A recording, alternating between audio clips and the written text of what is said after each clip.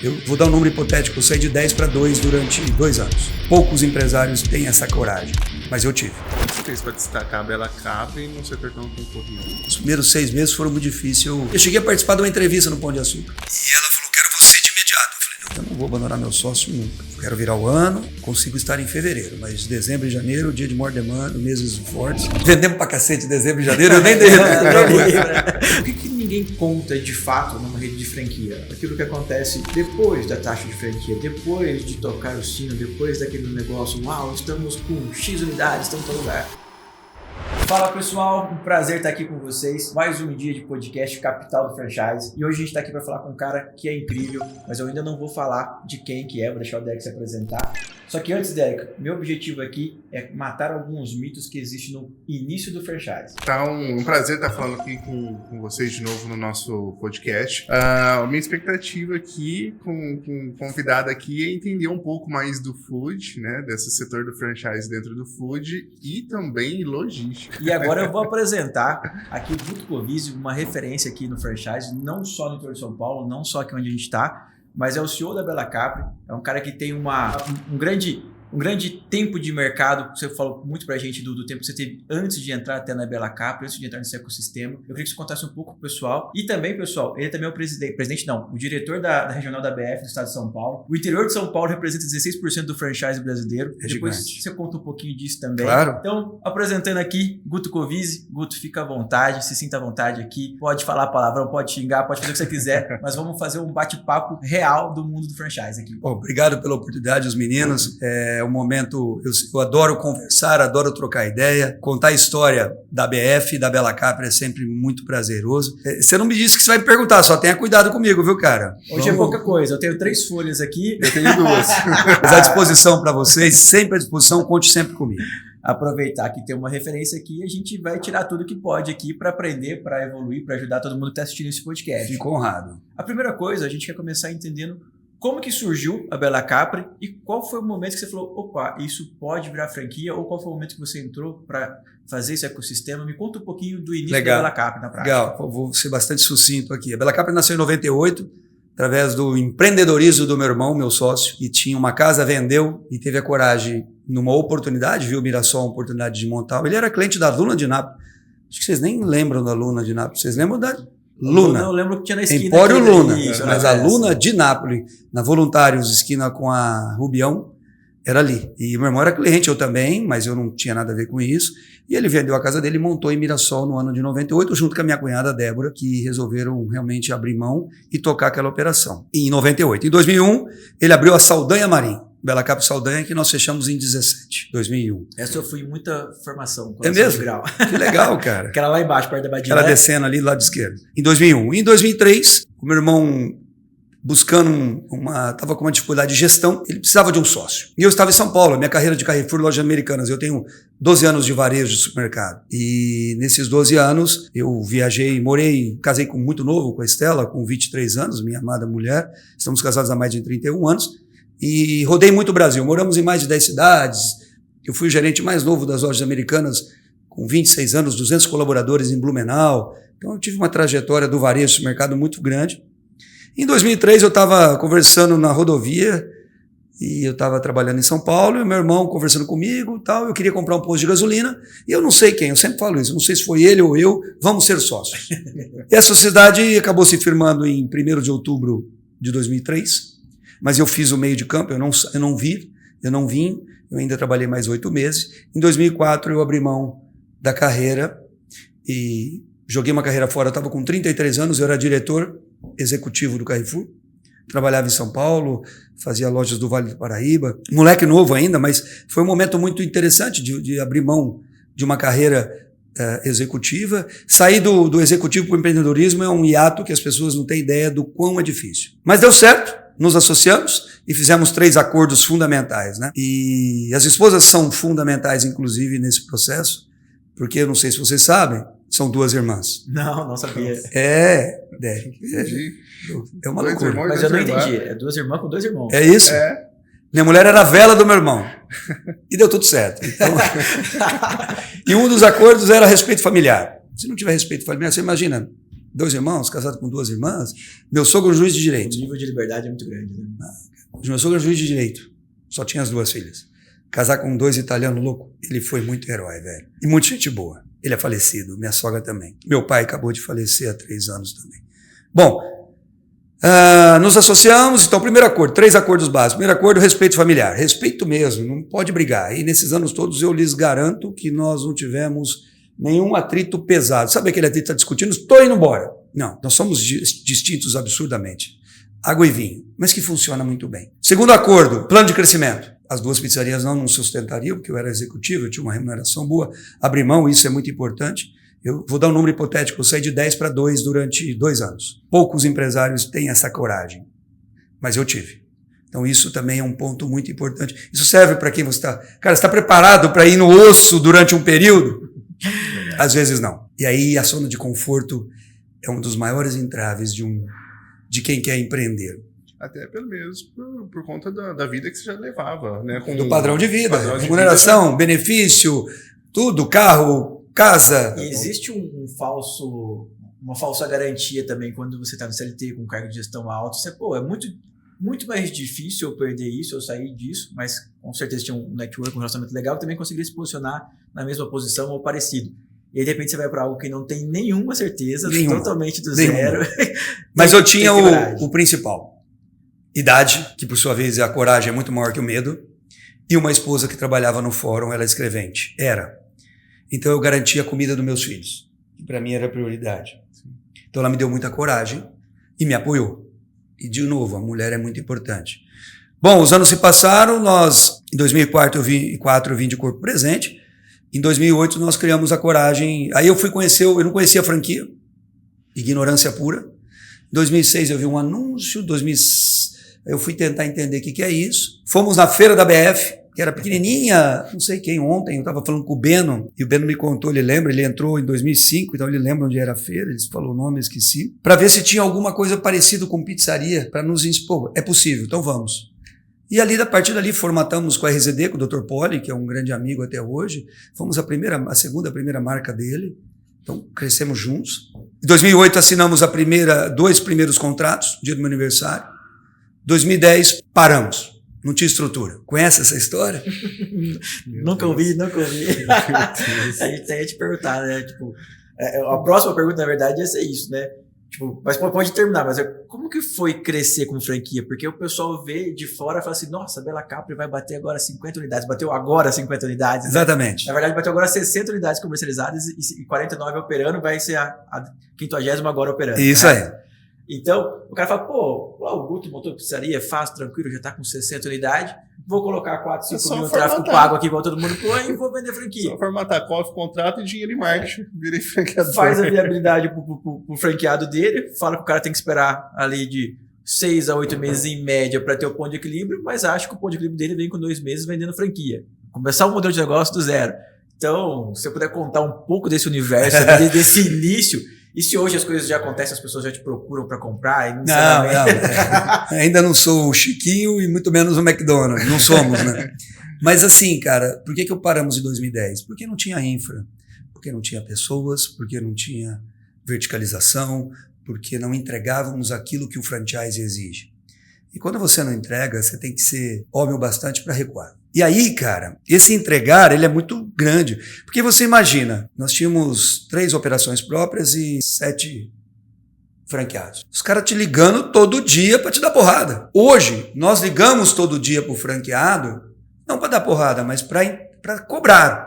No bom sentido, você está fazendo isso, como é que tá? Vamos fazer um ponto de situação. Invertemos, mas demoramos. Então, naquele momento, cara, e royalty de 7 operações, e os franqueados franqueadores que montam e que vão achar... Tem um dado do Food que o Tom trouxe na reunião, o presidente da BF trouxe na reunião, que tem franqueadoras do Food que menos de 40 operações não fecha a conta. Ele comentou que a dele começou a fechar com 40. A dele com 100, quando ele era do Domino's. Isso, a Domino's verdade, ele teve resultado na 100ª. Meu Deus do céu, tô tendo dor de barriga. Mas você imagina com 10. Acho. Mas o que nos trouxe, então, de uma forma bem direta? O que nos fez sobreviver esse período é porque tinha as lojas próprias, que trouxe dinheiro para manter um padrão de vida dos donos e continuar dando uma atenção mínima possível para o franqueado. Foi que paramos para estruturar. Aí nós voltamos em 13, 14, quando nós fomos para a região norte de Rio Preto, criamos um modelo menor, o Take Away,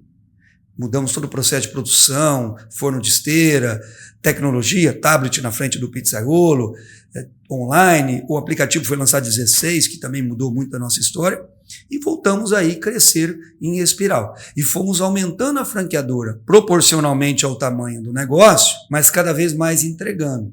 Mas, de novo, até hoje, aquilo que eu falei das lojas próprias, na 40ª loja eu tinha loja própria até hoje, sustentando a gente. Hoje a gente já tem a Redentora e Mirassol, as duas de Mirassol, que são lojas boas, Sim. que dão uma rentabilidade para o Guto e para o Nivaldo. E a gente começa a viver ter um pouco mais de rentabilidade na prestação de serviço, que é através de royalty, e na entrega dos produtos através da mercância, que é o nosso CD que a gente entrega. Então, hoje, como franqueador, eu assisti uma palestra Vocês foram na Borelli? Fomos. Você lembra do menino do livro lá, um maluquinho? O Luiz Guilherme Câmara. Boa! Acho que é. Você lembra que ele falou que um franqueador ele tem que criar mais de uma fonte de renda dentro do negócio dele que não seja só royalty? Exato. Ele é Como- material. Como, por exemplo, se é educação, o material, aquilo ali foi o óbvio que eu não tinha percebido que eu tenho, que são os produtos. Hoje a gente abastece 95% de todas as lojas com produtos nossos. Nossos não. Do CD próprio, que a gente compra, 40% nós processamos e entregamos. Então, a gente tem são 3 em 1. É uma cozinha central, um abastecimento próprio e uma logística própria. Depósito próprio e logística própria. Então, temos depósito. Então, por exemplo, caixa de papelão, de pizza. Entra e sai. Requeijão, catupiry ou escala.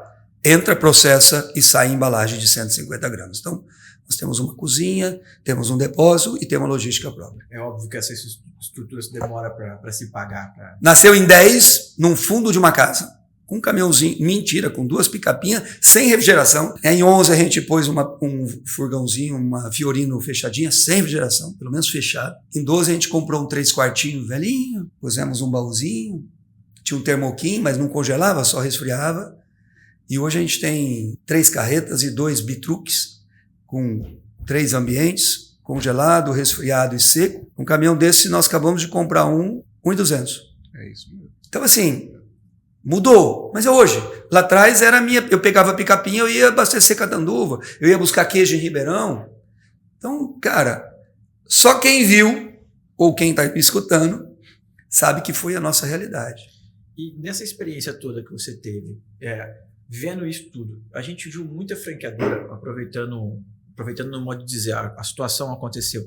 De 2020 para cá teve um boom de franchise, tem muita gente que entrou, começou e acabou saindo muito rápido do jogo também. O que você acha que pode ter sido o ruim nessa etapa? Tipo, falta de processo, de fato, falta de clareza, ego do próprio franqueador de alguma forma, que às vezes ele é uma autoridade, uma realidade daquele nicho, mas ele cai num universo completamente diferente. Bom, a gente sempre fala, cara, às vezes o franchise parece até política, de tão complexo que é, de tanto ecossistema vivo que tem, o quanto que é difícil você aprender de fato franchise. Então, e aí sempre, como todo nicho, tem os gurus que trazem aquela facilidade, aquela coisa simples. Então, o que você acha que pode ser considerado, no teu ponto de vista, o maior erro dessa galera que entra e não está conseguindo se manter? Então, cara, eu acho que eu penso que é um somatório de coisas. Todas elas eu acho que é um pouco. Alguns mais naquilo, outros mais nisso. Mas o que faz uma franqueadora se perder, na minha opinião, é a necessidade de caixa, de grana. E aí ele se perde na expansão. E aí eu volto a falar de loja própria. Eu vou dar um exemplo. Há 3 semanas atrás eu fiz uma palestra na Franquear. Milena, ela pediu para eu falar com os novos formandos dela. E eu falei da minha... Como estou falando aqui, mostrei os slides e tal. E ela, no final, ela falou, olha, esses meninos aqui são de Olímpia e tal. Eu perguntei, qual é o segmento? Pizzaria. Falei, porra, velho, Milena, você me queima, eu tô entregando ouro pros meninos, né? E aí, eu tinha acabado de falar de loja própria e tal, aí eu olhei pra ele e falei, você tá louquinho pra vender tua loja própria e parar de trabalhar, né? E ele foi muito burro. Tô. Eu falei, não faz isso. Por quê? Porque aí vira uma expansão, vira necessidade de taxa de franquia, você sabe. Fonte de renda de uma franqueadora, basicamente, royalty, taxa de franquia e produto, caso ela tenha. Sim. Né?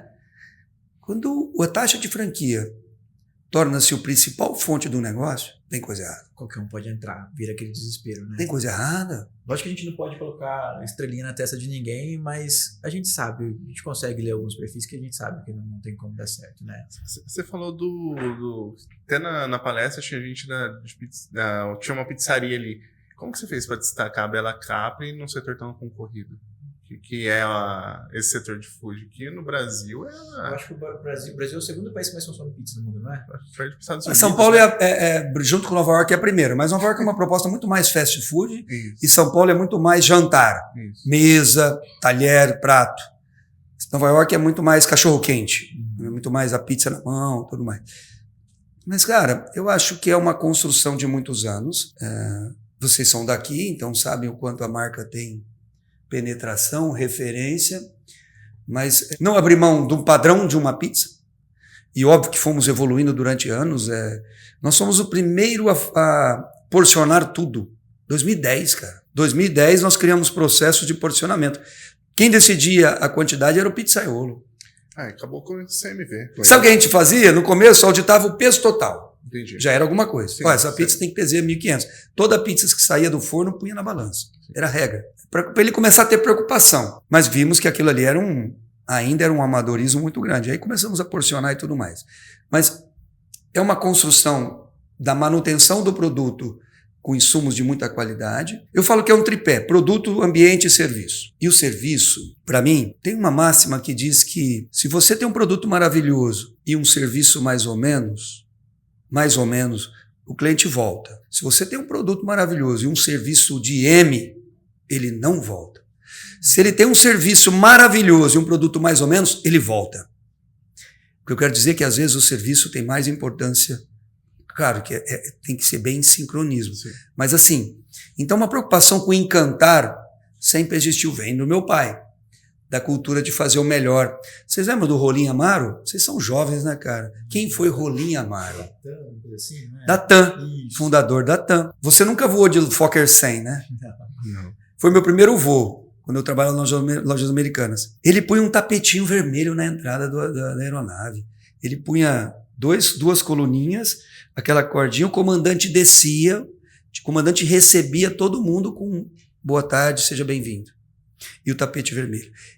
Qual que é o objetivo? Você se sentir um rei. Então, eu falo muito isso, cara. E do universo, pro time eu falo muito isso.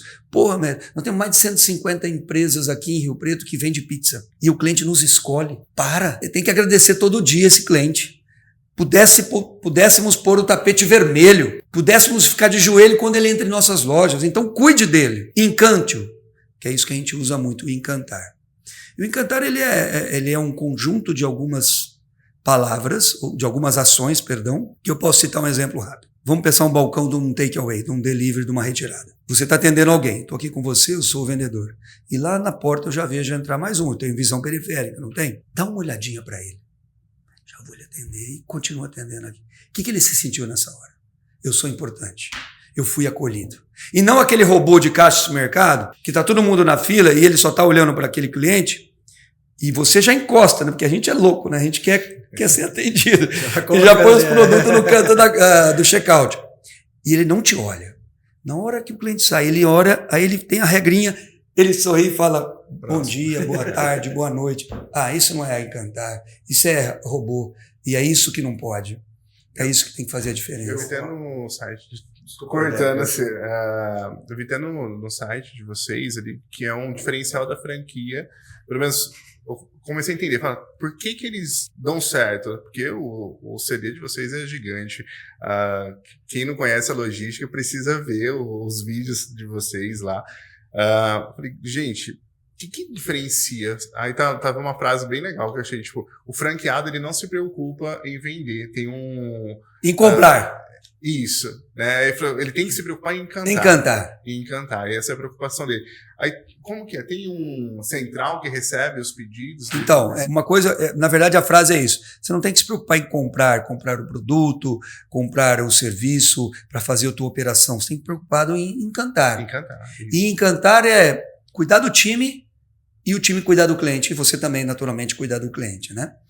Mas, sim, nós temos o aplicativo próprio, 60% de todas as vendas da retirada e do delivery vem pelo aplicativo, custo menor. Isso é facilitar a vida do franqueado. Sim. Eu tenho uma apresentação que eu faço em as palestras, eu tenho vários slides da verticalização. Uma das verticalizações é a central de atendimento e central de relacionamento. Tudo é centralizado, então, se for por telefone, cai na central, de Jundiaí, de Caraguá, cai aqui em Rio Preto, na central, e que representa só 12% hoje do telefone. O aplicativo, a gente tem um filtro, mais de 2 pizzas no pedido, a gente passa pelo crivo humano, então ali na central a gente administra tudo isso. A Food tem integração, mas qualquer situação a central administra. São 25, 30 colaboradores que trabalham na nossa central de atendimento. Caramba. Fica aqui na Abrão Tomé. Então a gente realmente tem um foco em facilitar a vida do franqueado, que é isso que você citou. E aí o pedido, domingo à noite, a gente já tem uma reposição semiautomática, que a gente controla o estoque, baixou, já sabe o quanto tem que pedir, mas é varejo, o varejo tem variações de venda, então ele tem que tomar decisão, e aí normalmente o encarregado de produção de qualidade e o gerente da loja define o pedido domingo à noite para que a mercância abasteça durante a semana. Então, você imagina, você recebe no horário determinado, com qualidade total, com frescor, com padronização. Qual que é o teu foco? Encantar. E isso deve ser um desafio, porque a gente está falando de 50 unidades. Como manter essa qualidade, esse padrão em todos, né? Tipo, a gente já deve ter já em vários estados, de repente alguns com uma distância gigantesca de alguma forma, e a gente tem uma geração nova que também valoriza cada vez mais a experiência. Então, como manter esse padrão em toda a rede? Que também é um grande desafio do franqueador que está no início. Porque, às vezes, na região dele, ele é uma referência para ele de sucesso. Mas descer para outro estado, de repente, o que ele faz ali já não é tão legal. Cara, investimento em pessoas, em tecnologia, continuamente. Você tem o melhor processo. Investe em pessoas, investe em tecnologias, tem o melhor processo. Não há dúvida que a estrutura da franqueadora, hoje eu tenho uma gerente só de atendimento. Ela roda, ela fica uma semana antes de inaugurar, uma semana depois de inaugurar e depois visita periódica nas operações. Reciclando, treinando novos colaboradores. Então, isso só para atendimento. Produção, a gente tem todo um time de qualidade. São 3 que rodam semanalmente visitando as operações. Mas respondendo da logística, até 1.200 quilômetros a gente entende que é possível. Por isso que a nossa logística, por isso que a nossa expansão vai ter limites. Mas depois a ideia, e nós estamos falando isso daqui 2, 3 anos, é centralizarmos em Mirassol, onde é o nosso CD, todo o processo de cozinha, onde a gente processa efetivamente produto, aqui, e criar cross-dockings, pequenos CDs para fazer cross-dock rapidinho e distribuir com caminhões menores, como São Paulo, que acabamos de chegar, entendeu? Perfeito. Eu vou em outra dor do franqueador recém-franqueado. O que ninguém conta de fato numa rede de franquia? Aquilo que acontece depois da taxa de franquia, depois de tocar o sino, depois daquele negócio, uau, estamos com X unidades, estamos em tal lugar. Me conta do relacionamento com o franqueado, o início, o quanto que a gente aprende com o franqueado, o quanto que a gente apanha de franqueado e depois o quanto que a gente consegue de alguma forma, qual que é a hora que esse jogo se reverte e a gente consegue de fato ser um mentor ou algo específico, não sei qual é a palavra certa aqui. A gente vem numa evolução contínua e essa evolução não pode parar. Nós não entregávamos no passado. Nós não tínhamos estrutura. Hoje, eu te garanto que a gente entrega. Então, no momento que assinava, que caía a taxa de franquia, como há pouco eu acabei de te confirmar, é um momento de glória, de conquista, de felicidade, de trabalho, mas tem que ser, o franqueado tem que se sentir acolhido. Ele tem que rapidamente receber uma ligação do diretor executivo, essa é a regra. Obrigado por nos escolher. Amanhã você receberá a ligação do departamento de implantação e nós já vamos começar a prospectar o ponto, caso você já não tenha.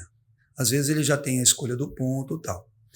Ele já vai direcionando todo o processo. Então, sim, todos os departamentos vão dando apoio para o franqueado para que o menor espaço possível para poder inaugurar uma sua operação.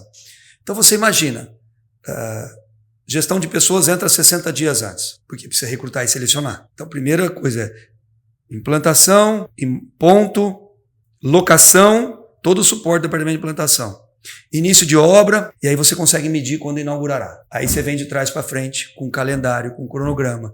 Olha, agora entra pessoas e cultura, a gente chama hoje na empresa de pessoas e cultura.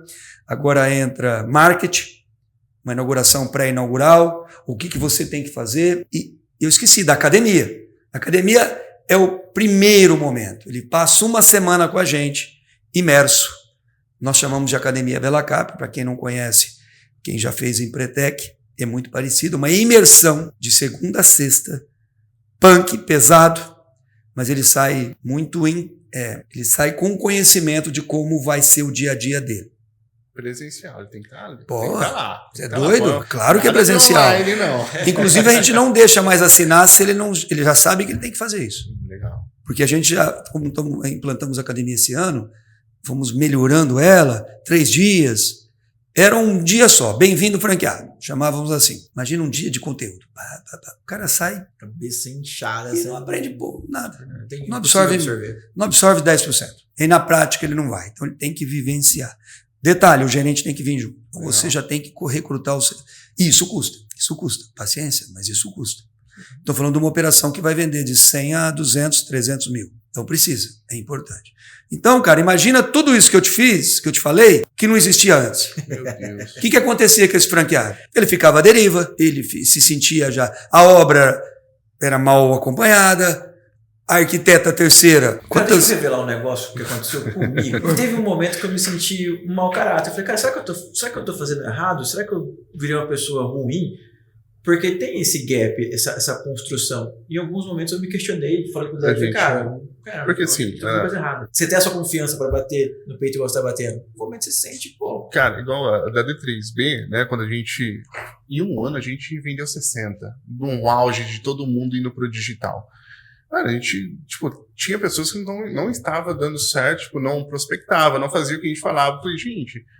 Douglas, o problema é nosso, eles não estão indo atrás, o que está acontecendo? A gente é bandido? Porque não é possível. Né? Você se sente um incompetente algumas vezes. E olha que você já tem a expertise do que é tudo isso. Às vezes você sente na pele, onde eu estou errando, né, cara? Exato.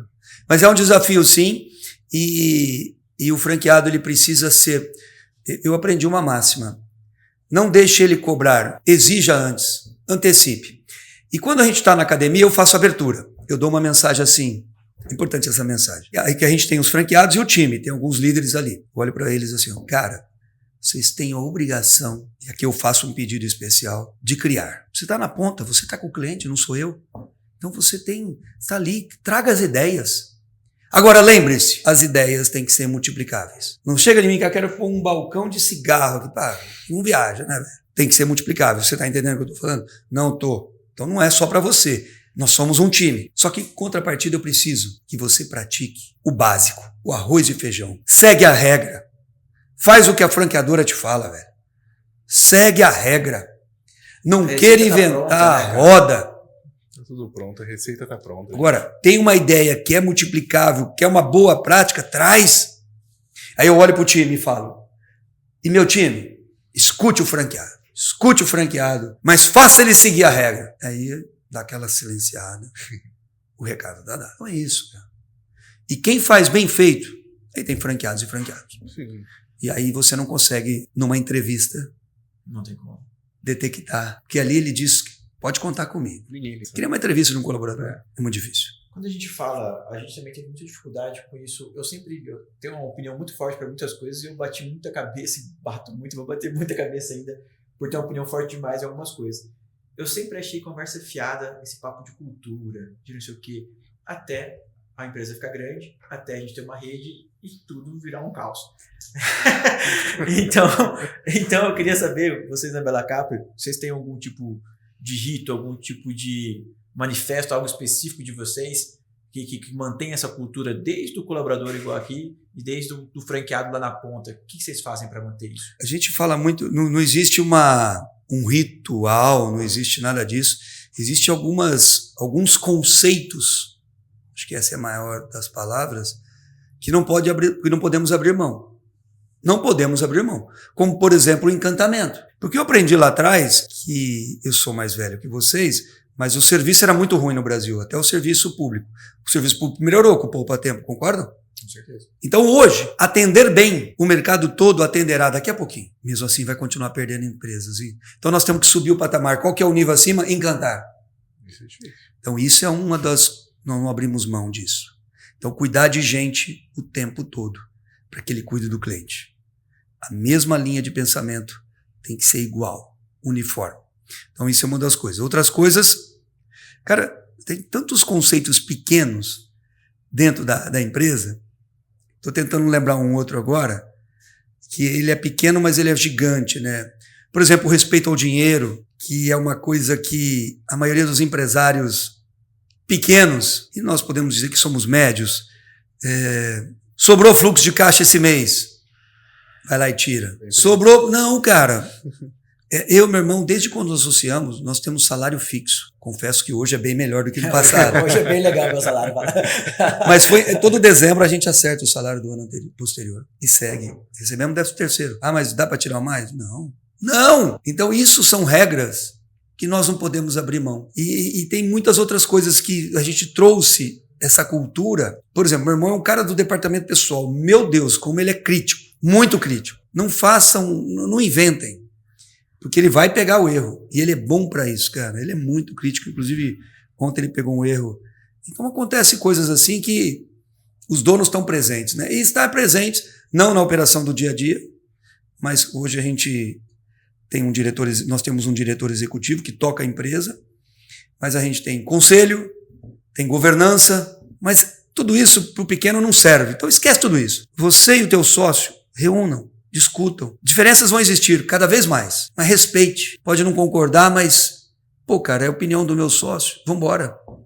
Então, discuta muito, não abra mão do diálogo, porque senão vai dar pau. Guto, teve uma ação que você fez no evento que a gente estava, que foi até lá no Jangada, que você propôs uma dinâmica que eu achei muito interessante e eu não tinha visto ninguém fazer isso na prática, ninguém falar desse assunto abertamente.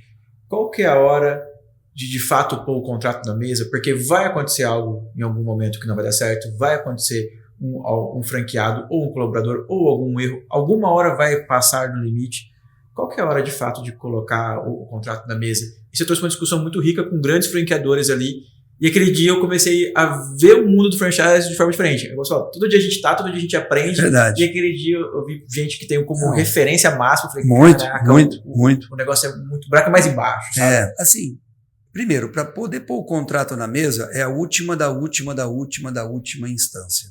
Isso foi o que mais me marcou. Porém, para isso acontecer, o teu contrato tem que estar bem feito, né? Começa por aí.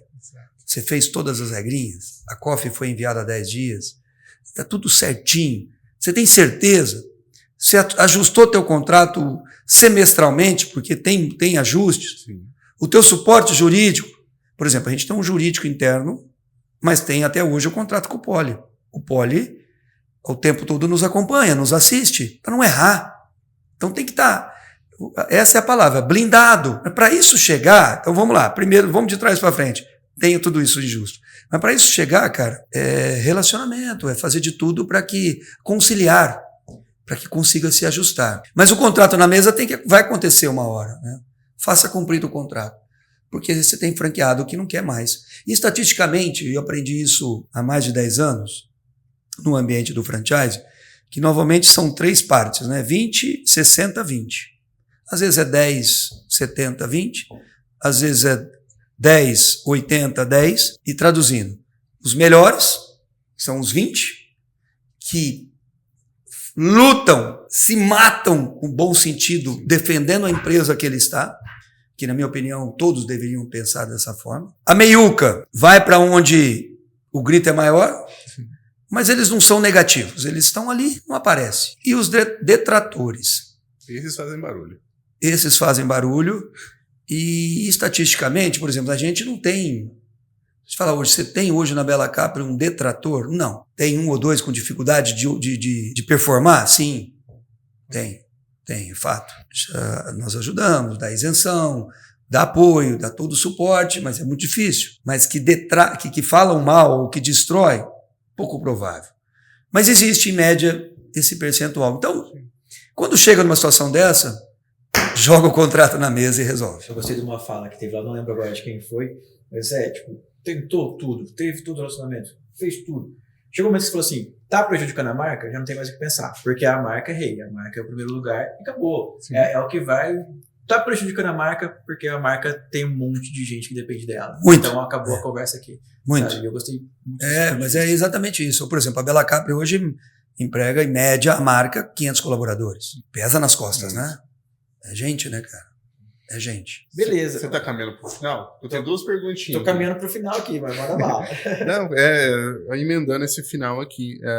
Você, como empresário, já pensou em desistir em algum momento? Tipo, no início, fala, vixe, isso aqui é mais difícil que eu pensava. Se você falar que não, eu vou ficar muito chateado. Né? Não, eu pensei sim. Quando eu comecei, logo quando eu vim de São Paulo, abri mão da minha carreira executiva, e aí era o Guto do Carrefour.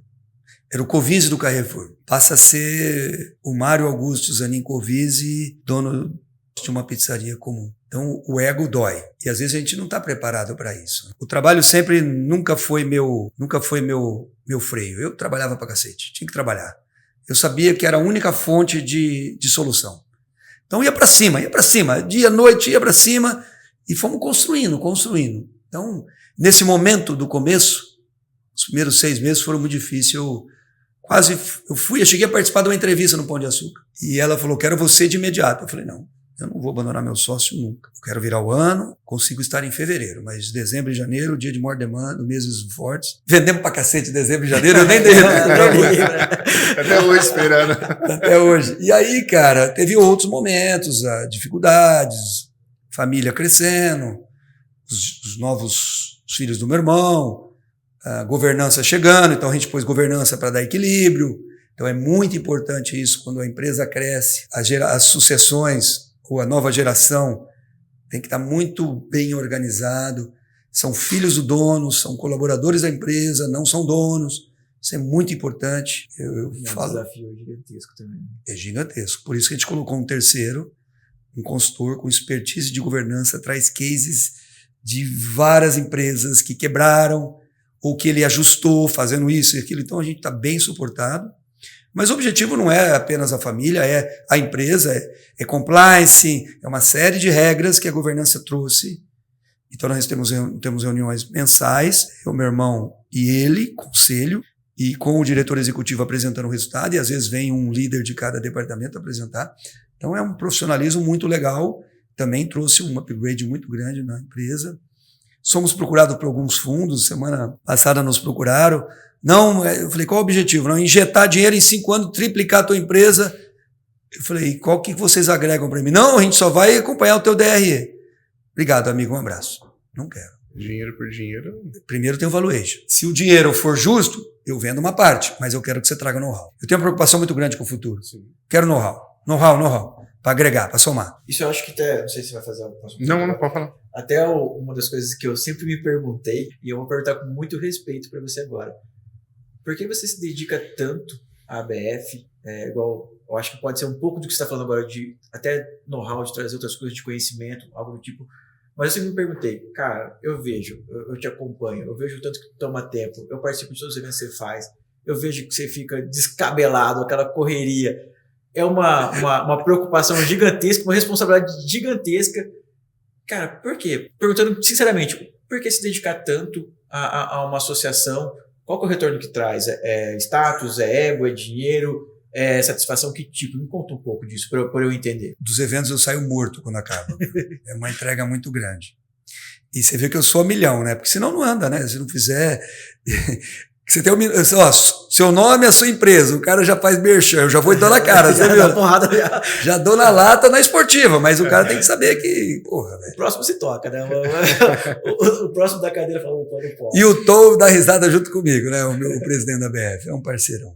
Mas assim, cara, primeiro conhecimento. Você dá, mas você recebe muito conhecimento estando na BF. Networking.